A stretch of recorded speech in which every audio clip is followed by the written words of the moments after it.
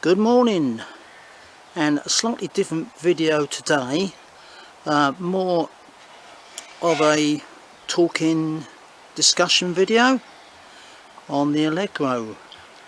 And my basic theme is, what if Ford had made the Allegro? Would it have been a major success for them?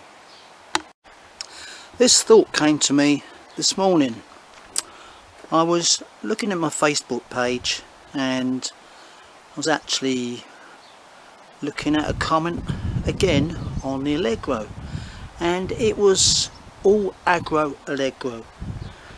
Now, we all know the comments we get on our Allegros, and which basically I think is very unjust and unfair.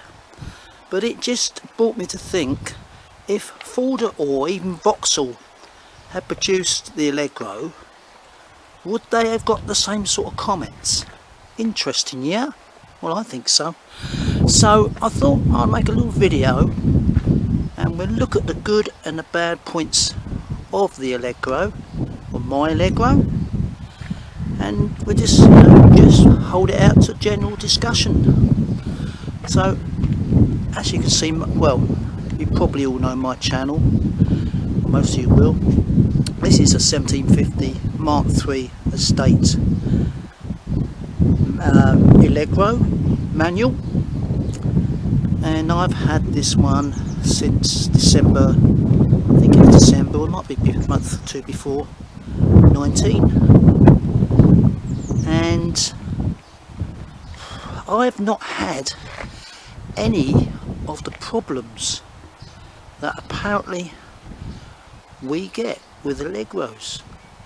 Now, I've done all the work on this, bringing it up to standard, and believe it or not, I've jacked it under the jacking points. No, the back window hasn't fallen out. I've jacked it under the subframes underneath. No, still hadn't fallen out. So where did that come from? Got to wonder, haven't you? The other thing was, what is it? The rear wheels fall off, don't they? How does that happen then? Because I've never seen one. I can only put it down to the media at the time.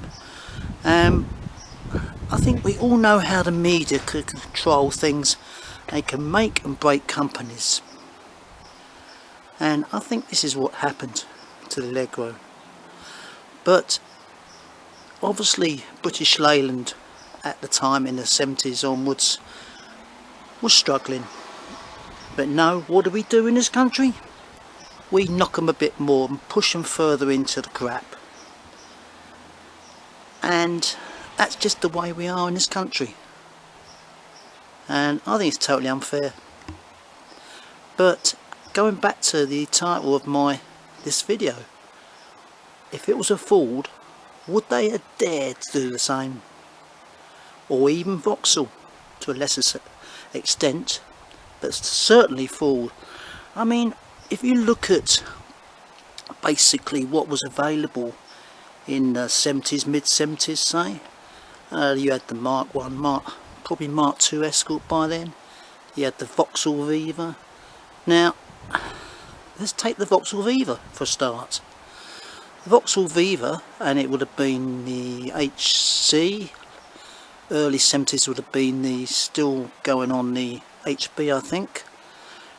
Now, I used to work for Vauxhalls as a mechanic, and I can remember working on them. Main reason with them, why did they not last? When's the last time you saw a Vauxhall Viva? HB especially. You don't, do you? And do you know why? Rust. They would rust, and they would rust, and they would rust. In fact, I think I've said it before, you could get one out of a showroom and you'd have to deal with the rust before it went out the door to the buyer. So yeah, they all had their problems. 70s cars all had problems. The Allegro, I think, was advanced at its time. You think it had hydrogas suspension, and we all know what it's like when it's working well. We all know what it's like when it's not working well. But amazing development. Obviously was pioneered by the 1100, the 1300 and mini range, and brought onto hydrogas in the Allegro range. Ford didn't have anything like that. So if you think about that, and you think that if Ford had that and they made Allegro, would I be making a film now and saying to you, you know, how would it be? We know it would probably been a major success for them, the Allegro.